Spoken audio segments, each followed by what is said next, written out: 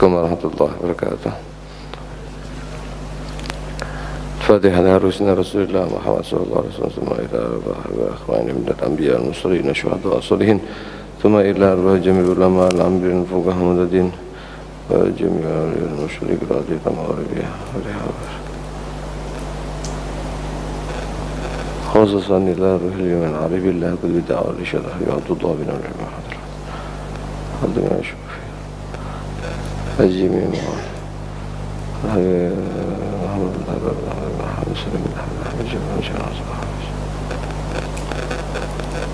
والدينا وعندكم وعبدنا وعبدكم وعبد المسلمين أجمعين أن الله سبحانه وتعالى يتغشاهم بالرحمة والمغفرة وأن الله يعلي درجات من الجنة وأن الله كثير من أسرار والبركات يرزقنا الفتوح والمنور وصدور الحاجة والروة والنسوء وأن الله يرزقنا من العمل والعمل ويحفظنا من العز والزلال ويطول العمر النفس والعافية واختمنا ويبارك لنا في رجب وشعبان ويبلغنا رمضان ويرزقنا الحسن القيام والصيام بركة سيدنا وسيدنا على هدينية وعلى كل الصالحين ونجعلنا أصلحنا الحبيب مرحبا محمد صلى الله عليه وسلم ادخلني يدنا في النادي وعملنا إلى حضرة نبي محمد صلى الله عليه وسلم بسر الفاتحة أعوذ بالله من الشيطان الرجيم بسم الله الرحمن الرحيم الحمد لله رب العالمين الرحمن الرحيم مالك يوم الدين إياك نعبد وإياك نستعين اهدنا الصراط المستقيم صراط الذين أنعمت عليهم غير المغضوب عليهم ولا الضالين آمين. بسم الله الرحمن الرحيم الحمد لله رب العالمين وبه نستعين على أمور الدنيا والدين والصلاة والسلام على أشرف الأنبياء والمرسلين حبيبنا وشافعنا وقرة أعيننا محمد وعلى آله وصحبه أجمعين. قال المصنف رحمه الله تعالى نفعنا به وبعلومه في دارين آمين. في الحديث السابع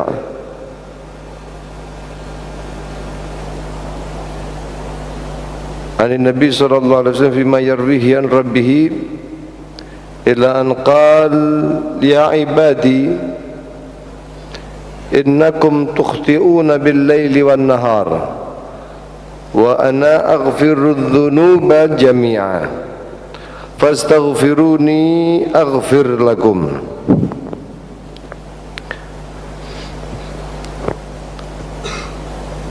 Pemirsa Madu TV yang dirahmati oleh Allah Subhanahu wa taala, para santri dan juga santriwati, kita lanjutkan kajian di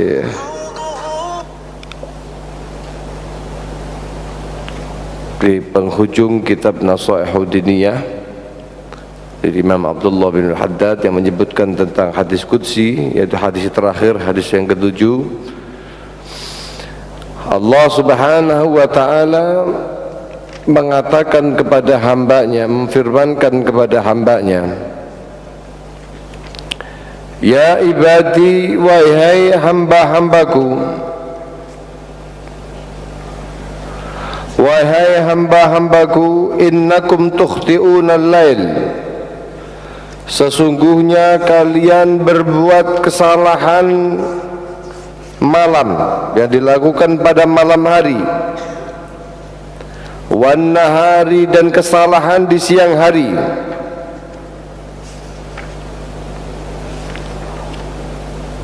wa ana aghfirudz dzunuba jami'a, sementara aku maha mengampuni dosa-dosa selamanya. Diampuni, mengampuni dosa-dosa selamanya. Wa fastaghfiruni aghfir lakum, mohonlah ampun kepadaku, kalian semuanya mintalah ampun kepadaku, aghfir lakum, aku akan mengampuni kalian semuanya. Artinya di sini Allah Subhanahu wa ta'ala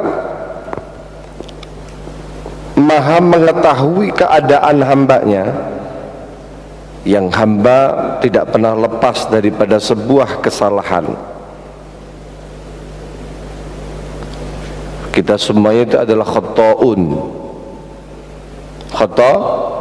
khata'un, orang yang berbuat salah. Tapi wa khairul khata'in napa? At-tawwabun, orang yang sebaik-baiknya orang yang berbuat kesalahan adalah yang kemudian dia selalu bertobat kepada Allah Subhanahu wa ta'ala. Aku maha mengampuni semua dosa-dosa hambanya Allah Subhanahu wa ta'ala. Kata Allah Subhanahu wa ta'ala begitu, aku maha mengampuninya. Aghfir dzunuba jami'a, sebagaimana Allah Subhanahu wa ta'ala berfirman di dalam Al-Qur'an, Qul ya ibadiyalladzina asrafu ala anfusihim la taqnatu min rahmatillah,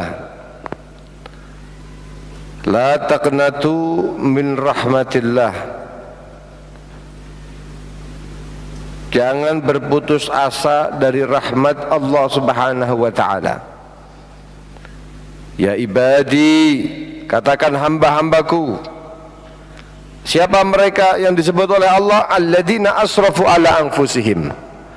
Mereka itu adalah orang-orang hamba-hamba Allah Subhanahu wa ta'ala yang melampaui batas terhadap diri mereka. Asrafu ala anfusihim, artinya dia berbuat keluar batas, menzalimi diri mereka, menzalimi diri mereka dengan berbuat kemaksiatan. Dititipi mata, matanya dibuat maksiat, dititipi tangan, tangan buat maksiat. Asrafu ala anfusihim. Tapi dengan dosa-dosa yang banyak, dosa-dosa yang besar, Allah Subhanahu wa ta'ala justru berfirman, la taqnatu min rahmatillah, jangan kamu berputus dari rahmat kasih sayang Allah Subhanahu wa ta'ala.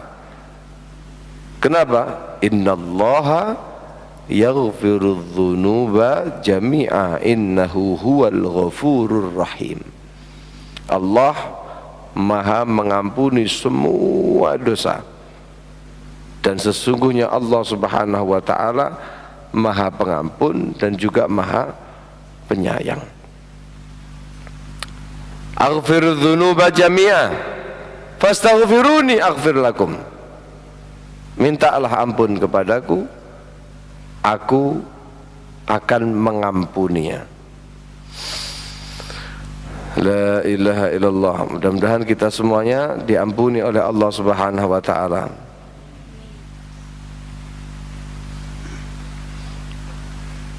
Bahkan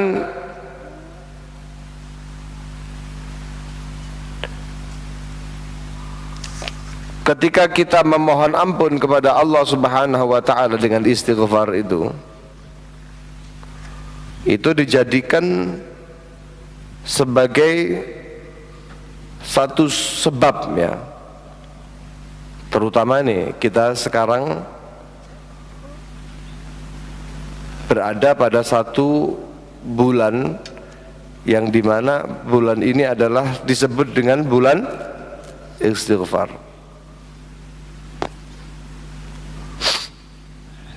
Disebut dengan bulan istighfar, syahrul istighfar. Bahkan bulan ini pula juga disebut dengan syahrullah, bulannya Allah, di mana rahmat dan ampunan Allah Subhanahu wa ta'ala diobral pada saat ini, diberikan oleh Allah Subhanahu wa ta'ala. Apakah kemudian hanya terkhusus pada bulan ini, hari ini? Bukan.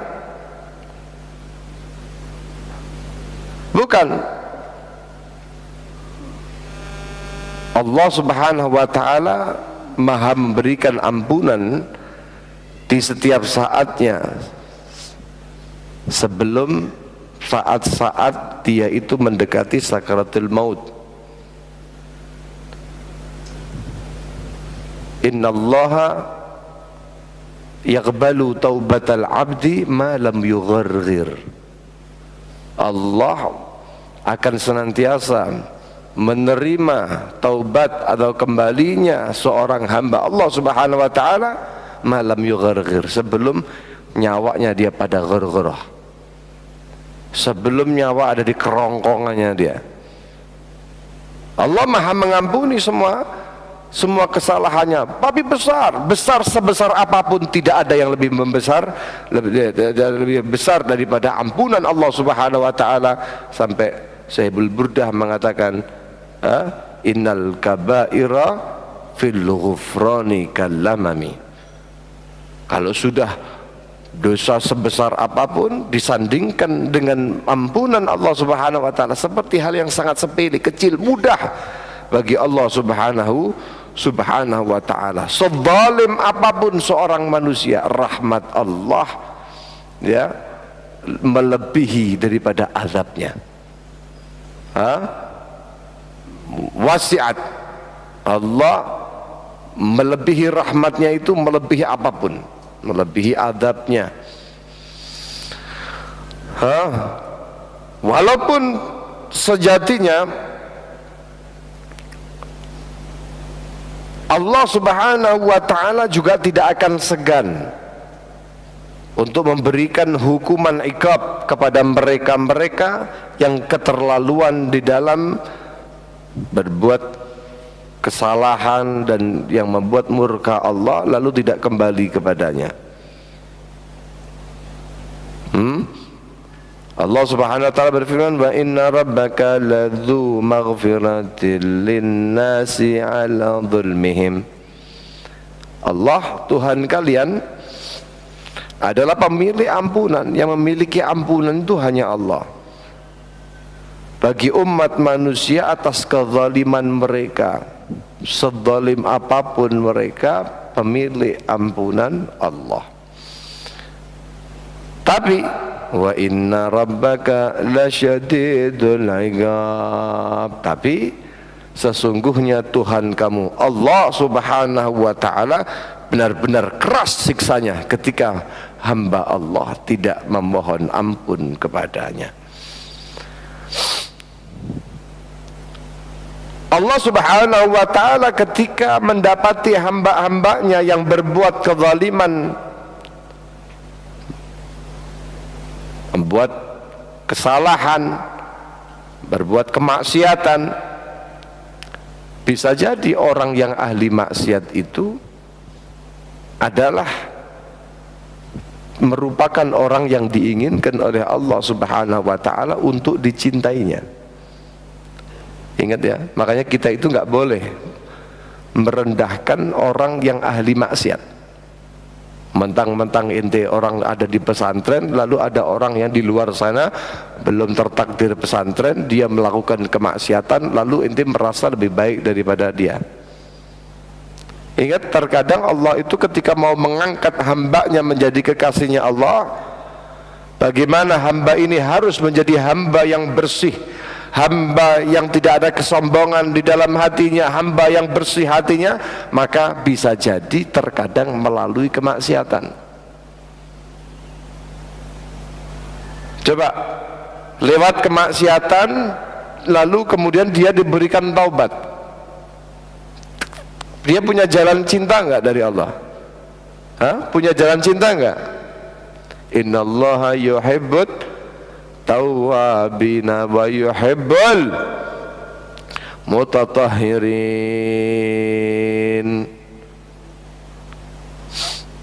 Allah cinta kepada orang yang selalu bertobat dan suka membersihkan dirinya. Naam. Ketika orang itu berdosa lalu bertobat, nah saat itulah Allah memberikan cintanya.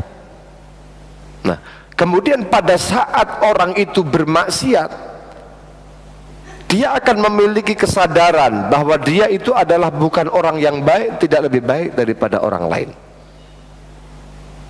Maka orang yang seperti ini dikatakan oleh Al-Imam Sahibul Haikam siapa? Ibn Athaillah As-Sakandari. Beliau mengatakan rubba maksiatin awrathat dhillan wa inkisara khairun min ta'atin awrathat 'izzan wa istighbara.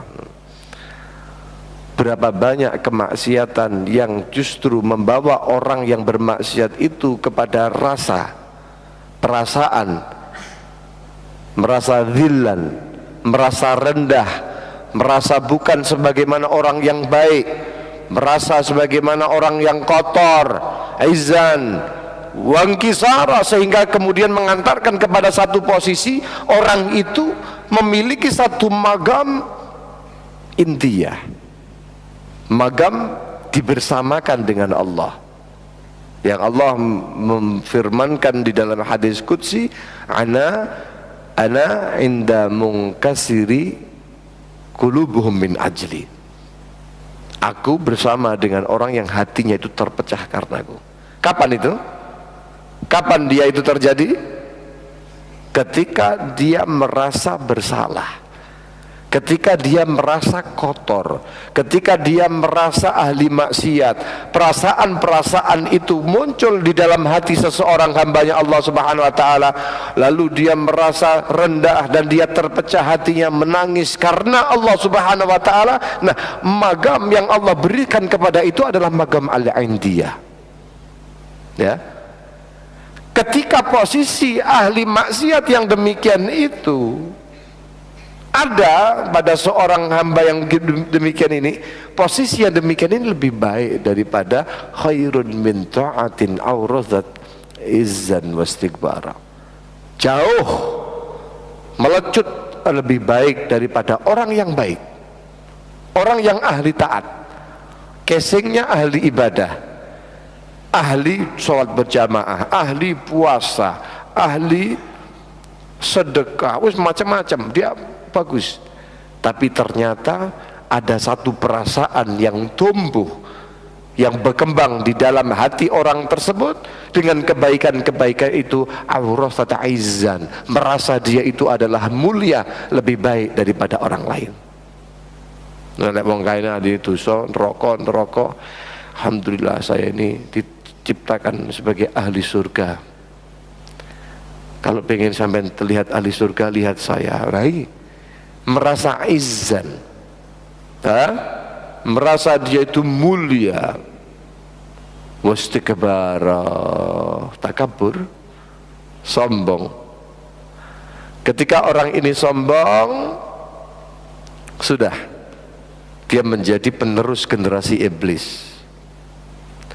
Iblis itu memiliki iman yang tinggi, memiliki keilmuan dan kemampuan yang hebat, tapi begitu dia ada perasaan lebih baik, merasa lebih baik daripada yang lain dari hamba Allah Subhanahu wa ta'ala, sehingga perasaan itu membawa sebuah kedurhakaan, tidak lagi memandang siapa yang memerintahkan, tapi menjadi satu fokus pandangannya adalah kepada siapa dia diperintahkan untuk bersujud, yaitu kepada Adam, lalu mengatakan bahwa aku lebih baik daripada dia, kau ciptakan aku min nar wa khalaqtahu min tin, kau ciptakan aku dari api, dia dari tanah, aku jelas lebih baik daripada dia. Maka ya Allah, untuk ini, kali ini perintahmu aku abaikan, gak mau, abba wastakbara wa kana minal kafirin. Orang ini, iblis ini kemudian mengabaikan apa yang diperintahkan oleh Allah. Kenapa? Dia termasuk orang-orang yang mutakabbir, termasuk hamba yang mutakab. Apa yang terjadi? Apakah kemudian keilmuannya iblis ini menolong orang tersebut? Apakah kemudian keimanannya waktu itu menolong menolong si iblis ini? Tidak, habis sudah. Allah mengatakan kepadanya, wa inna alaika la'nati ila yaumiddin, kamu mendapatkan laknatku sampai datangnya hari kiamat. Dilaknat oleh Allah. Kenapa? Karena sebab apa? Takabur. Karena sebab merasa lebih baik daripada orang lain, walaupun pada kenyataannya mungkin dia memang lebih baik, tapi perasaan itulah yang membawa kepada murkanya Allah Subhanahu wa ta'ala. Karena Allah Subhanahu wa ta'ala mengatakan bahwa Kibria itu adalah izari waridai. Kibria itu adalah izari waridai. Sifat takabur itu adalah sebuah pakaianku, sebuah pakaian atas dan pakaian bawahku. Barang siapa orang yang memaksa untuk menyabut keduanya, maka berhadapan dengan Allah Subhanahu wa ta'ala. Oleh karenanya, bukanlah ketaatan yang Allah takdirkan untuk kita lakukan sebagai satu hal yang menjadi kebanggaan kita, bukan. Tapi cobalah bagaimana Al-Imam Sayyidina Al-Imam Ali Zainal Abidin As-Sajjad Ibn Husain Ibn Ali bin Abi Talib, yang beliau dengan kualitas ibadah yang luar biasa, khasyah minallah, beliau ketika datang ibadah kepada Allah Subhanahu wa ta'ala, mendekati air wudunya, nangis, pucat wajahnya, sfarrat wajhu, pucat. Tanya, kenapa kau setiap kali mendatangi air wudu untuk kau laksanakan sholat ibadah kepada Allah, keadaan kamu seperti ini? Apa kata beliau? Baina yaday man agum. Aku ini mau berdiri menghadap kepada siapa? Hamba yang hina, hamba yang rendah, mau menghadap kepada Tuhannya yang mulia. Keadaan yang seperti ini membawa kepada satu ketakutan yang luar biasa. Padahal sholatnya 1000 rakaat. Sholatnya sehari 1000 rakaat. Bahkan ada riwayat yang mengatakan beliau itu ketika sudah balik, mengqadha masa belum baliknya. Mulai ceprot hari ini sampai masa balik, ya kira-kira anggap 15 tahun, maka 15 tahun itu diqadha sama dia. Diqadha, wajib nama buatan? Tidak, tapi diqadha. Karena saking memahami bagaimana hak Allah Subhanahu wa ta'ala untuk dipenuhi. Wa ma khalaqtul jinna wal insa illa liya'budun, kecuali untuk disembah. Maka ya sudah, aku diciptakan oleh Allah untuk menyembah Allah. Maka tidak mau berlalu satu hari pun di atas dunia kecuali di situ aku telah menunaikan penyembahanku kepada Allah. Walaupun aku masih kecil, walaupun aku belum balik, aku menyembah Allah. Faham? Sebelum haji semuanya talbiyah, labbaik Allahumma labbaik, menang gak bisa labbaik Allahumma labbaik, gak bisa talbiyah. Tanya, lima la tulabbi ya Rasulullah, kenapa kau tidak mentalbiyah? Kata beliau, aku takut nih kalau aku nanti talbiyah labbaik Allahumma labbaik, Allah jawab, saya punya talbiyah jawaban Allah, la labbaik wa la sa'adik, kamu tidak aku panggil, wala ada keberuntungan buat kamu. Perasaan seperti itu, ibadah tapi kita udah perasaan gitu kan ada, ibadah pun gak ada, itu kita.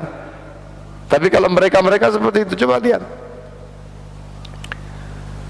tingginya ibadah mereka, banyaknya amal mereka, tidak membuat mereka itu maghrur dengan keadaan mereka, tapi selalu mereka merasa kurang di dalam ibadah. Itulah yang mengangkat derajat mereka. Khairun min ta'atin awrazat izzan was, kemaksiatan yang membawa merasa dirinya hina, tidak lebih baik daripada orang lain, pecah hatinya, lebih baik daripada ketaatan yang membawa kepada orang itu merasa izan, merasa mulia, merasa ahli surga, ya. Sampai dikatakan tidaklah orang itu aman daripada merasa aman daripada penyakit munafik kecuali dia adalah termasuk munafik. Tidaklah ada orang yang merasa aman daripada sifat al-kibir kecuali dia itu telah melakukan satu sifat kibir. Maka amal yang kita lakukan ini jangan sampai membuat kita itu merasa lebih baik daripada orang lain. Nah, tapi bukan berarti Orang yang ahli maksiat, kalau kita mau jadi kekasihnya Allah, orang yang lebih baik itu harus maksiat? Bukan. Coba lihat Sayyidina Ali tadi, apakah beliau lewat pintu maksiat? Ya bukan. Bukan. Orang sudah taat tapi tidak merasa lebih baik daripada orang lain. Faham kan? Faham ke? Nah, tapi banyak orang yang diangkat derajatnya oleh Allah karena maksiat. Yang maksiat itu membawa sebuah perasaan tidak merasa mulia. Penyadaran itu loh. Jadi sebuah al-i'tiraf di dalam hati ini yang perlu dihadirkan. Merasa buruk, merasa tidak lebih baik. Karena kalau sudah orang itu merasa tidak lebih baik daripada orang lain, dia tidak akan ada kesombongan. Dia tidak akan jauh daripada at-tawadhu. Dia akan berakhlak mulia kepada yang lain. Kenapa? Karena dia merasa buruk. Adapun sikap-sikap semena-mena, sikap-sikap karepe dhewe niku tercipta karena kita merasa lebih baik daripada orang lain. Faham? Faham ini? Hah? Apa? Sifat? Hah? Apa? Yang keras? Yang keras? Ya, kenapa semena-mena? Hah? Merasa lebih baik. Sifat semena-mena itu terjadi karena adanya dia itu merasa lebih baik daripada orang lain dan lain sebagainya. Paham ya? Naam. Jadi kalau sudah orang itu merasa dirinya tidak lebih baik daripada orang lain, dari situ sudah mendapatkan sebuah kebaikan dari Allah Subhanahu wa ta'ala, diangkat derajatnya oleh Allah. Makanya jadi ada satu pintu ya untuk dekat dengan Allah itu dengan pintu maksiat. Coba lihat bagaimana para pendahulu-pendahulu kita, sebagaimana Sayyidina Imam Fudail bin Iyad, sebagaimana siapa lagi, Ibrahim bin Adham, Malik bin Dinar, dan masih banyak lagi para awliya itu. Mereka diangkat derajatnya jadi walinya Allah Subhanahu wa ta'ala ketika mereka itu telah melakukan sebuah kemaksiatan yang kemudian membawa perasaan hina tadi kepada dirinya. Qutta utarik, begal, kemudian dia merasa, wah orang kok takut semua sama saya, kemudian kembali kepada Allah dan merasa tidak lebih baik daripada orang lain. Dari situ sudah dia mendapatkan kemuliaan dari Allah Subhanahu wa ta'ala, diangkat menjadi wali. Ya, itu yang pertama begitu. Taubat daripada perbuatannya. Lalu setelah orang itu taubat, yaitu beristighfar, memohon ampun. Afala yatubuna ilallahi wa yastaghfiruna wallahu ghafurur rahim. Apakah mereka yang berbuat kesalahan itu mereka tidak mau bertobat kepada Allah lalu meminta ampun kepada Allah Subhanahu wa ta'ala? Allah Maha Pengampun lagi Maha Penyayang. Allah Maha Pengampun lagi Maha Penyayang. Dan kita mendapatkan kemuliaan ya kalau orang-orang dahulu ketika mereka itu mau bertaubat kepada Allah Subhanahu wa ta'ala, mereka itu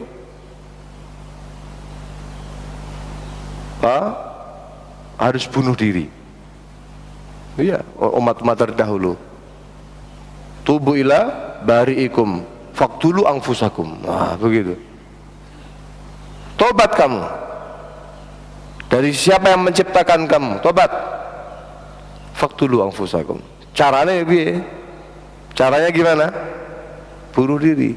Kamu sudah terlalu kotor berbuat maksiat. Bunuh diri. Bunuh diri kamu sendiri sebagai tebusan bahwa kamu itu betul-betul tobat kepada Allah. Tapi berbeda dengan umat Nabi Muhammad sallallahu alaihi wasallam. Huwallazi yaqbalu taubata an ibadihi. Allah bersikap kepada umat Nabi Muhammad, kepada hamba-hambanya ini, Allah menerima taubat setiap hamba-hambanya. Wa ya'fu anis sayyi'at. Allah mengampuni semua keburukan.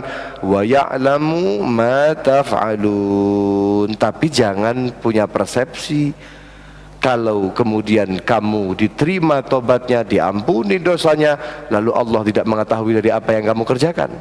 Wallahu bighafilin amma ta'malun. Ampunan Allah itu sifatnya nutup saja. Tidak Allah itu lupa, tapi Allah ampunannya menutup kesalahan kita. Ya, yang artinya kita harusnya malu. Wahai pendosa, wahai pelaku maksiat, ketika kamu bertaubat kepada Allah, tetap kau harusnya punya rasa malu. Kenapa? Karena Allah tahu bahwa kamu itu pelaku dosa. Allah Maha mengetahui apapun hal yang pernah terjadi kepada kehidupanmu, walaupun kamu sendiri sudah melupakannya. Allah tidak lupa. Ya, oleh karena tahu diri ketika orang itu memohon ampun kepada Allah Subhanahu wa taala. Nah, selain daripada itu, kan tadi dikatakan fastaghfiruni aghfir lakum. Istighfar kamu kepadaku, aku akan ampunkan. Nah, ternyata di dalam istighfar itu sendiri bukan hanya masalah ampunan Allah, tapi ternyata faedah daripada istighfar ini sangat-sangat luar biasa. Istighfar mohon ampun kepada Allah, wah ini kemanfaatannya luar biasa sekali. Orang yang paling beruntung itu adalah di mana orang itu yang mendapati nanti di hari kiamat berjumpa dengan Allah Subhanahu wa taala dalam keadaan sahifahnya penuh dengan istighfar kepada Allah Subhanahu wa taala. Nabi sallallahu alaihi wasallam beliau menyabdakan di dalam sebuah riwayat hadisnya, tuba liman wajada fi sahifatihi istighfaran katsira. Sungguh beruntung bagi mereka yang mendapati nanti di sahifah atau buku catatan amalnya sebagai orang-orang yang banyak beristighfar, istighfar kepada Allah Subhanahu wa ta'ala. Wah, ini orang yang beristighfar itu adalah orang yang paling utama, orang yang paling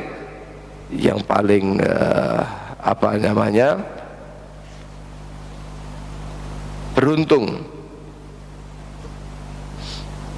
Nah, beruntung. Istighfar itu dilakukan oleh Nabi Muhammad sallallahu alaihi wasallam. Ya ayuhan nas tubu ilallah fastaghfiruh fa inni atubu fil yaumi mi'ata marrah. Fa inni atubu astaghfiru wa astaghfiruhu fil yaumi mi'ata marrah. Dalam satu riwayat, aku tobat, aku beristighfar dalam sehari 100 kali. Wa fi riwayah 70 marrah, 70 kali. Wa fi riwayah fi kulli nafas, setiap nafas Nabi sallallahu alaihi wasallam diisi dengan istighfar, mohon ampun kepada Allah Subhanahu wa ta'ala. Loh, Nabi apakah kemudian memiliki dosa sehingga meminta ampun kepada Allah? Bukan karena ampunan Allah begitu, bukan. Nabi sudah dijamin. Nabi sudah dijamin. Makanya ketika Nabi SAW berdoa, Nabi Muhammad ketika bersujud, kaki beliau bengkak ibadah kepada Allah, kemudian menangis memohon kepada Allah sampai membasahi jenggot beliau. Sayyidah Aisyah bertanya, kenapa kau lakukannya demikian ini wahai Rasulullah? Kata Nabi SAW menjawab pertanyaan Sayyidah Aisyah, mengatakan, loh bukan begitu wahai Aisyah. Ketika Sayyidah Aisyah mengatakan, bukankah kau itu sudah diampuni dosanya oleh Allah, ma taqaddama min dzambika wa ma ta'akhkhar, dosamu yang telah berlalu, dosamu yang akan datang sudah diampuni oleh Allah Subhanahu wa taala. Kata Nabi, afala akunu abdan syakura, bukankah aku itu bukankah aku itu jadikan oleh Allah Subhanahu wa taala sebagai hamba yang bersyukur. Nah, disinilah perbedaan yang dikasih perbedaan oleh para ulama antara orang yang munib atau orang yang bertaubat. Inabah dengan taubah itu semuanya dalam asal bahasa sama, semuanya adalah ar-ruju, kembali. Tapi beberapa ulama memberikan sebuah perbedaan. Apa itu inabah, apa itu taubah? Taubah itu tsani derajat taubah. Tsani derajat taubah. Setelah taubat ada derajat lagi namanya al-inabah, yang disebut orangnya pelaku namanya munib. Kalau taubat pelakunya namanya siapa? Taib. Orang yang taubat dia itu bisa jadi karena apa? Karena dia takut siksa. Tapi orang yang al-inabah, orang yang kembali kepada Allah, dasarnya bukan lagi karena takut, tapi karena istihyaan min karomatillah, bikaromatillah. Dia malu dengan segala bentuk kemuliaan yang Allah berikan kepada orang itu, lalu dia kemudian memperbaiki hubungannya. Setelah dia tobat, dia malu, dasarnya itu malu seperti taubat, tapi dasarnya malu. Itu yang pertama perbedaannya, satu dasarnya malu, satu dasarnya takut. Yang kedua, orang yang bertaubat kepada Allah Subhanahu wa ta'ala, dia itu bisa jadi meninggalkan maksiat tanpa melakukan ketaatan. Tapi orang yang inabah, orang yang munib, cara dia itu kembali kepada Allah adalah menambal kesalahan dan dosanya dengan berbagai macam amalan-amalan ibadah yang membawa ridha Allah. Bisa dimengerti? Kalau orang yang bertobat, dia cukup, saya tobat dari berzina, saya tobat dari meminum khamar, dia tinggal diam di rumah meninggalkan perkara dosa itu, dia sudah namanya tobat. Dia diam aja, diam, wala sholat, wala taat, wala syek, dia diam, yang penting gak maksiat. Itu tobat bukan? Tobat bukan? Tobat munib bukan? Bukan. Kalau orang yang al-inabah itu dia meninggalkan kemaksiatan dan menggantinya dengan kebaikan. Sebagaimana Allah Subhanahu wa ta'ala juga berfirman begitu. Ketika kita berbuat kemaksiatan, bisa jadi dengan rahmatnya Allah Subhanahu wa ta'ala, Allah telah menjanjikan Allah mengganti, yubaddil sayyi'at al-hasanat, Allah mengganti keburukan yang dilakukan oleh hamba-hambanya yang melakukan keburukan itu, Allah ganti keburukannya dengan al-hasanat.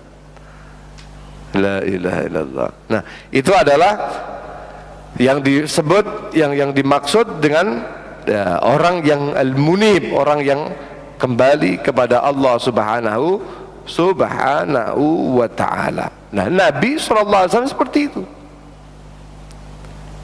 tidak berdosa, tidak melakukan sebuah kesalahan, lalu karena istihya'an bikaramatillah, malu dengan bagaimana besarnya keramat Allah, besarnya kemuliaan Allah subhanahu wa ta'ala, maka kemudian Nabi Muhammad dalam rangka syukurnya dijadikan khairu khalqillah, dijadikan kekasihnya Allah subhanahu wa ta'ala, Nabi kemudian memperbaiki hubungannya. Nah, afala akunu abdan syakura, begitu yang dilakukan oleh Nabi sallallahu alaihi wasallam. Nah, Nabi beristighfar, dan di setiap istighfar itu akan membawa satu kebaikan. Makanya sampai dikatakan man aktsaral istighfar, kata Nabi Muhammad, barang siapa orang yang memperbanyak istighfar, ja'alallah, atau dalam apa? Dalam riwayat lain, man lazimal istighfar. Apa? Man lazimal, orang yang melazimi istighfar, ja'alallahu lahu min kulli hammin faraja. Istighfar dilazimi, Allah akan jadikan bagi orang yang ahli istighfar itu, dari setiap ham, dari setiap kesumpekannya, Allah akan sediakan solusi. Nah, kesedihannya ada jalan keluar. Wa min kulli dhiqin makhraja, kehidupannya sempit, Allah akan sediakan jalan keluarnya. Nah, kelapangan.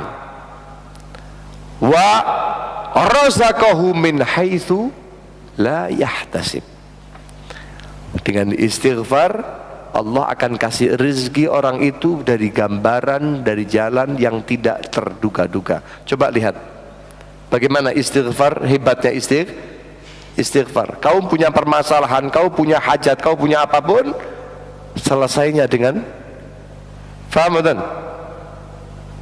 Jangan pandangan, jangan sampai keluar dari area sini. Kalau memang pandangan itu keluar, ente sekalian keluar ke sana. Ada yang mandang di luar, keluar. Ya, adabnya taklim begitu. Faham? Kamu beristighfar, solusi semua permasalahan.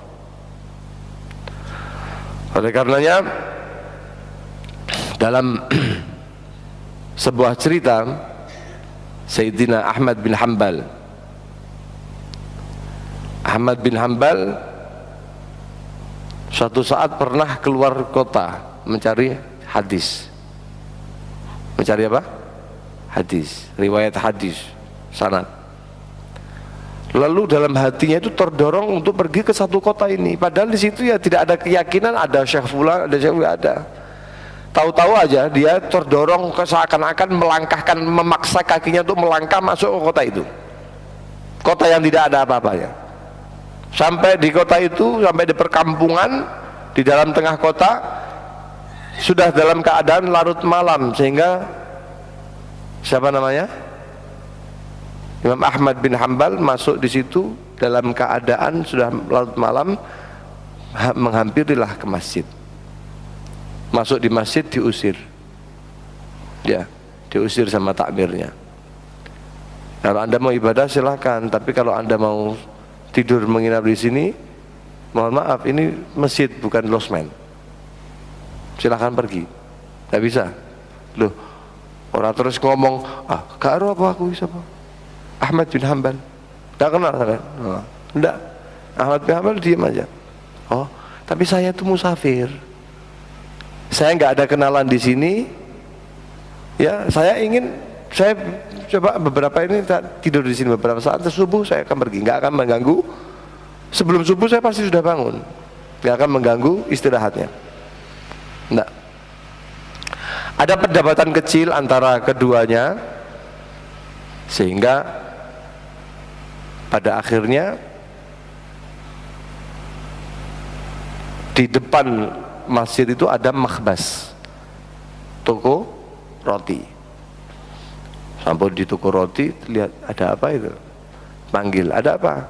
Ini loh, mau tidur masjid. Iya, saya cuma mau tidur sebentar aja. Oh enggak, sudah, silakan tidur di rumah saya kebetulan menyediakan, fadl, silakan masuk. Rumah besar, kaya, pabrik roti. Wah, luar biasa. Begitu tengah malam, Ahmad bin Hanbal punya kebiasaan menghidupkan malam. Safar maupun hadar. Masya Allah. Begitu melihat tengah malam bangun, melihat orang ini meruput sebelum subuh sudah ngadon bahan roti. Tapi setiap kali ngadon nggak pernah berhenti lisannya dalam mengucapkan sesuatu. Celoi terus tanya, Waalaikumsalam, ahlan, soal khair, ya, soal surur. Ya, gimana? Apa kabar? Gimana tidurnya? Bisa istirahat? Alhamdulillah bisa gini. Ngobrol-ngobrol kecil, lalu bertanya, Anda kenapa kok jam segini sudah kerja? Oh iya, karena ini bahan roti untuk disebarkan seluruh kampung sini, semua ambilnya di saya. Ya, saya bayangkan berapa ribu itu.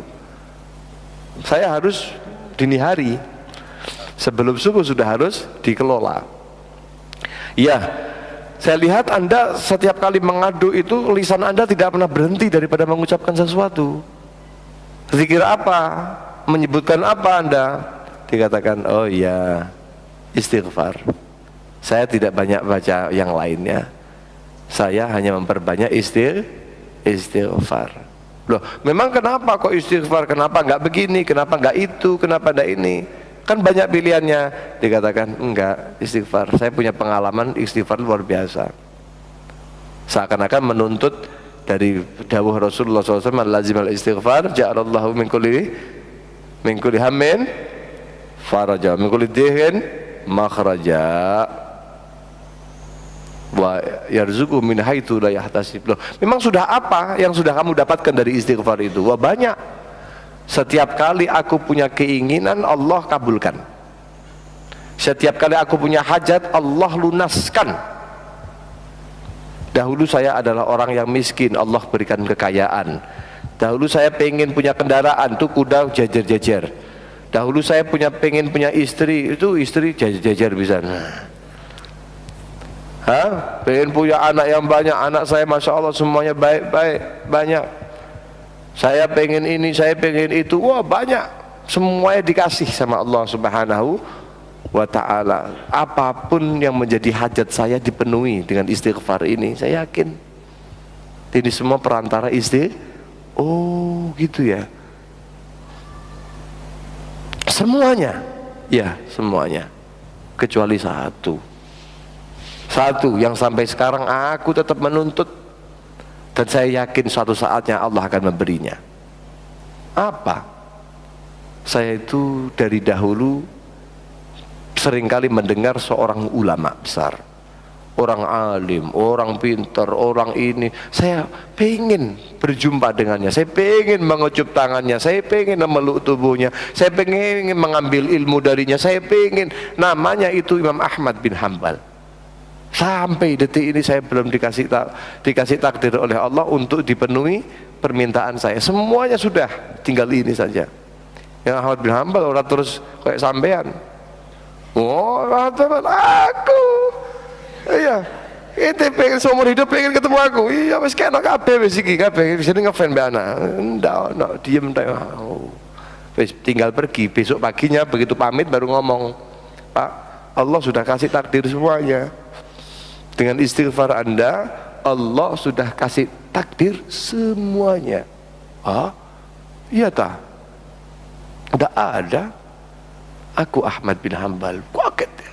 Sekali so ngomong menang tok. Aku Ahmad bin Hanbal. Rupanya dari kemarin saya keluar dari kota saya menuju ke sini yang tidak ada tujuan pasti di sini untuk saya mendapati siapa yang akan saya ambil sanad hadisnya. Tapi saya seakan terpanggil untuk dilangkahkan ke tempat ini, lalu harus sampai di malam hari, lalu harus melalui proses pengusiran dulu. Ya, ini semuanya ternyata hanya keinginan Allah untuk mengabulkan permintaan hambanya lewat amaliyah istighfar kepada Allah Subhanahu wa ta'ala. Kasaran ini aku diusir barang gara-gara kowe. Paham? Kasarannya ngomong seperti itu. Prosesnya itu Allah memenuhi kontan. Tidak dikasih kemudahan orang ini punya biaya, punya kendaraan, tahu jalannya, tahu alamatnya, lalu sampai ke tempatnya Imam Ahmad bin Hanbal. Bukan. Tapi bahkan Imam Ahmad bin Hanbalnya yang didatangkan ke rumahnya. Sebab apa? Istighfar. Itulah hebatnya al-istighfar. Makanya di bulan istighfar ini mudah-mudahan kita dapat banyak istighfar, memohon ampun kepada Allah Subhanahu wa ta'ala. Nah, istighfar itu banyak. Istighfar itu, sholawat sama istighfar gimana? Tergantung.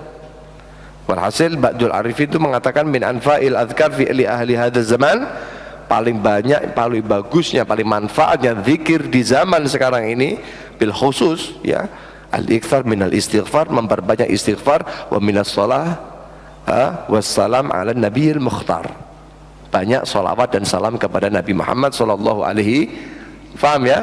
Jadi dua itu. Loh, memang kedudukannya beda dua ini, beda. Ulama mengatakan al-istighfar bimanzilatil ghusl. Istighfar itu kedudukannya seperti kedudukan mandi. Wa shalah ala nabi bimanzilatit tib. Sholawat kita kepada Nabi itu kedudukannya kedudukan apa? Minyak wangi. Maka fal afdal mangkana katsiradz dzunub, orang yang punya banyak dosa, dia melakukan kemaksiatan, dia ahli kemaksiat, dia tahu, dia sadar akan hal itu, fal afdal lahul istighfar. Yang lebih utama dia itu beristighfar. Wa illa, kalau memang tidak, dia sudah berusaha untuk taat, tapi ya begitu aja, tetap ada maksiat-maksiat yang nggak bisa dihindari, tapi tidak kemudian dominan. Taat masih dilakukan, maka bagaimana? Fahlima bingung malaikat kising piye. Makanya dahulukan, kalau memang dia pendosa, dahulukan banyak istighfar, lalu kemudian orang kalau sudah mandi bersih tidak akan menarik, ya, tidak akan wangi kecuali kalau pakai parfum. Maka dengan sholawat kepada Nabi Muhammad SAW. Apa istighfarnya bagaimana? Nah, di bulan istighfar ini, di bulan Rajab ini, ucapkan Rabbighfirli warhamni watub alayya 70 kali di subuh, 70 kali di maghrib atau di isya. Nah, itu salaf gitu. Tapi kalau di sini setiap 5 waktu bahkan. Oh, nggak boleh dah? Boleh. Kenapa nggak boleh? Ya, ente setiap waktu terus Rabbighfirli warhamni watub alayya sampai muntuk ya nggak apa-apa. Bagus. Ya, zikir kok ya, bagus. Nah, bahkan dikatakan kalau ini dilakukan, ini boleh di luar maupun di dalam. Ali bin Syabuddin mengatakan boleh dilaksanakan di luar bulan Rajab. Tapi kalau masuk di bulan Rajab, baca istighfar ini dikatakan man istaghfara kadzalika fi syahri Rajab haramallahu jasadahu 'alan nar. Allah haramkan jasadnya menyentuh api neraka. Amin. Allahumma. Kemudian juga baca istighfar dengan sayyidul istighfar 3 kali pagi, 3 kali sore atau malam. Atau kemudian dengan istighfar yang lainnya boleh, dengan memperbanyak istighfar dengan sighah apapun. Astaghfirullahaladzim, alladzi la ilaha illa huwal hayyul qayyum wa atubu ilaihi rabbighfirli, boleh. Atau kemudian pakai astaghfirullah boleh. Atau pakai astaghfirullahaladzim wa atubu ilaihi, boleh. Pakai istighfar apapun, ya, bagus. Nah, tapi ada satu hal, ketika istighfar itu tidak hanya kita tujukan kepada kita, tapi kita mintakan kepada kaum mukminin, mukminat, muslimin, muslimat. Ya, dikatakan dalam riwayat Al-Ma'thur, ya, di athar, man istaghfarallah kulla yaumin lil mu'minina wal mu'minat, orang beristighfar kepada Allah setiap hari bagi mukmin dan mukminat, sab'an wa ishrina marrah, 27 kali. Astaghfirullah lil mu'minina wal mu'minat, astaghfirullah lil mu'minin. Sampai amalkan lah ini. Bangkong ya, Kak. Ini kalau setiap hari diamalkan ini sebelum subuh, yang di Madat itu sebelum subuh, sebelum adzan, Itu kan ada astaghfirullah lil mu'minina wal mu'minat 27 kali.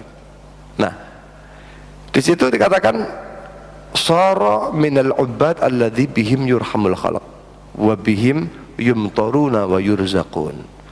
Orang itu kalau melazimi ini, dia akan menjadi termasuk hamba-hamba yang dengan hamba-hamba itu, dengan sampean yang membaca istighfar itu, seluruh makhluk dirahmati oleh Allah. Mereka dikasih hujan, mereka dikasih rizki gara-gara Allah mandang Anda. Makanya nggak sembarangan. Ya, inilah disebut ini bocoran ya. Pengen jadi wali, pengen jadi wali, kudu nyuwun ampun kepada mukminin mukminat 27 kali sehari. Mudah-mudahan Allah kasih taufik kepada kita semuanya. Amin Allahumma amin ya rabbal alamin. Mudah-mudahan ini bulan betul-betul jadi bulan di mana kita dikasih ampunan oleh Allah, dan amal baik kita adalah cerminan amal baik kita di Sya'ban, amal baik kita cerminan sukses kita di Ramadan. Dan orang ketika menginginkan kebaikan oleh Allah tidak akan dikeluarkan dari Ramadan kecuali diampuni dosanya oleh Allah, diangkat derajatnya oleh Allah. Amin Allahumma. Nanti malam Jalsatul Itsnain akan dilaksanakan di masjid di makam Aulia Tambak ya, di makam Aulia Tambak Ngadi. Sekali lagi, Jalsatul Itsnain nanti malam dilaksanakan di makam Aulia Tambak Ngadi. Jadi makam yang makamnya Gusmi ya, sebelahnya di situ. Mudah-mudahan dapat hadir di acara-acara yang baik dan menjadikan kita menjadi orang-orang yang baik di mata Allah Subhanahu wa taala. Al-Fatihah.